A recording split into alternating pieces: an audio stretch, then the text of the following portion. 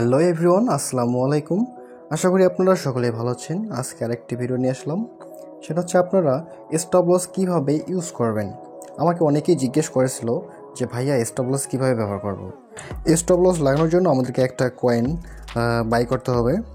Suppose হচ্ছে আমি XRP কিনতেছি।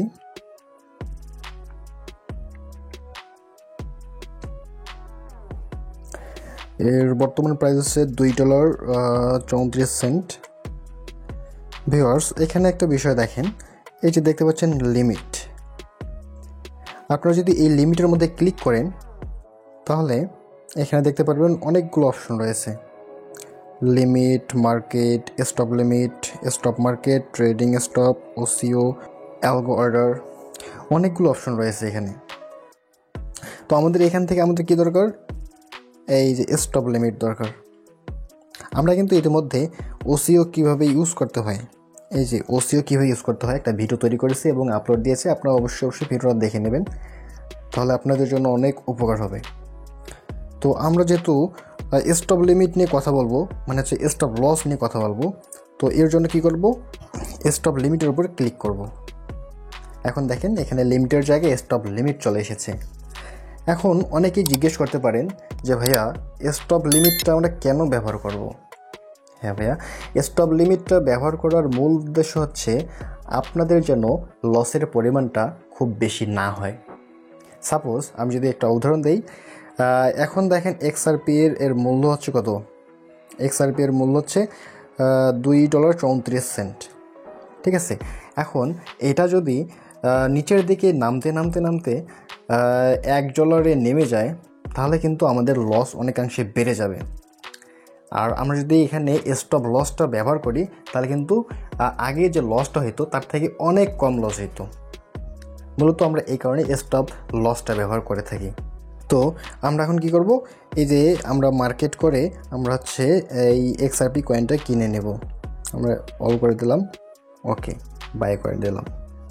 এখন স্টপ লস লাগানোর জন্য কি করব? স্টপ লিমিটে আসব। স্টপ লিমিটে আসার পর এই যে সেল অপশন দেখতে পাচ্ছেন, সেলে আসব। এখন এখানে দেখেন বেশ কয়েকটা অপশন রয়েছে। এই যে stop USDT, limit USDT, amount XRP। এখানে এগুলো কি কি? Stop USDT. স্টপ ইউএসডিটিটা হচ্ছে আপনি হচ্ছে মানে সর্বনিম্ন কততে নামলে বা কত লসে আপনি হচ্ছে আপনার কয়েন বা টোকেনটা সেল দিতে যাচ্ছেন সেটার পরিমাণ। আর লিমিটটাও কি ওই একই, সেম। আর XRP হচ্ছে কি আপনি কতগুলো সেল দিতে চাচ্ছেন সেটার পরিমাণটা। এখন দেখেন এখানে XRP এর মূল্য দেওয়া হচ্ছে $2.35। এটাতে যদি আমরা স্টপ লিমিট রাখি 2.30, সাপোজ আমি এটা রাখলাম স্টপ লিমিট। যখনই হচ্ছে এই 2.35 সেন্ট থেকে নিচে নামতে নামতে 2.30 সেন্টে চলে আসবে, তখনই আমার কিন্তু এই XRP টোকেনটা অটোমেটিক্যালি সেল হয়ে যাবে। আপনি যদি অফলাইনেও থাকেন তবুও কিন্তু এটা অটোমেটিক্যালি সেল হয়ে যাবে। এই ক্ষেত্রে দেখা যাবে যে ওই কয়েনটা যদি আরও যে নিচের দিকে নামতে থাকে, দেখা গেলো $1 নেমে আসলো, তাহলে কিন্তু আপনি যদি এই স্টপ লিমিটটা ব্যবহার করে না থাকেন তাহলে কিন্তু আপনার দ্বিগুণ পরিমাণ লস হয়ে যাচ্ছে। এই জন্য এই স্টপ লিমিটটা ব্যবহার করা কিন্তু খুবই গুরুত্বপূর্ণ একটা বিষয়। আর নিচের দিকে দেখেন লিমিট ইউএসডিটি। লিমিট ইউএসডিটিটা কি? এখানেও কিন্তু একটা ইম্পর্টেন্ট কথা রয়েছে, সেটা হচ্ছে আমরা অনেকেই কিন্তু কী করি, দুইটা সেম দিয়ে রাখি, উপরে এবং নিচে দুটোই কিন্তু আমরা সেম দিয়ে রাখি। এটা কিন্তু কখনোই করা যাবে না ভিউয়ার্স। এটা করলে কি হবে? দেখা যাবে যে আমাদের স্টপ যে লিমিটটা দেওয়া আছে সেটা একবারে ক্রস করেছে বা তার নিচে নেমে গেছে, তারপরে কিন্তু আমাদের ডলারটা বা আমাদের যে টোকেনটা রয়েছে সেই টোকেনটা সেল হয় নাই। এর কারণ কিন্তু একটাই, যে আমরা যদি সেম দিয়ে থাকি। এই জন্য কী করব?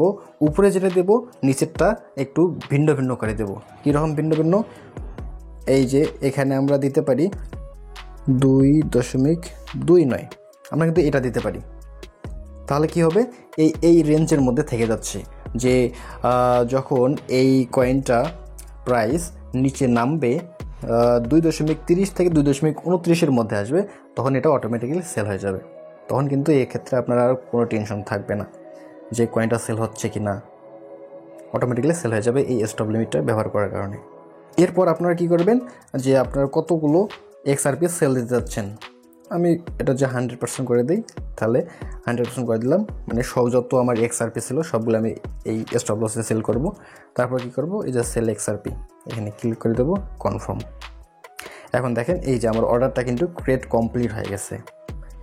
এখন যখনই এই 2.35 থেকে নিচে নামতে নামতে 2.30 সেন্টে চলে আসবে, তখন কিন্তু আমার অটোমেটিকলি ডলারটা সেল হয়ে যাবে।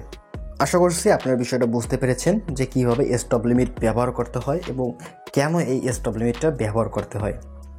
আরও যদি কোনো প্রশ্ন থেকে থাকে তাহলে আমাকে কমেন্টে জানাবেন, আমি উত্তর দেওয়ার ট্রাই করব। এই পর্যন্ত ভালো থাকবেন, সুস্থ থাকবেন, দেখা হবে আবার নেক্সট ভিডিওতে।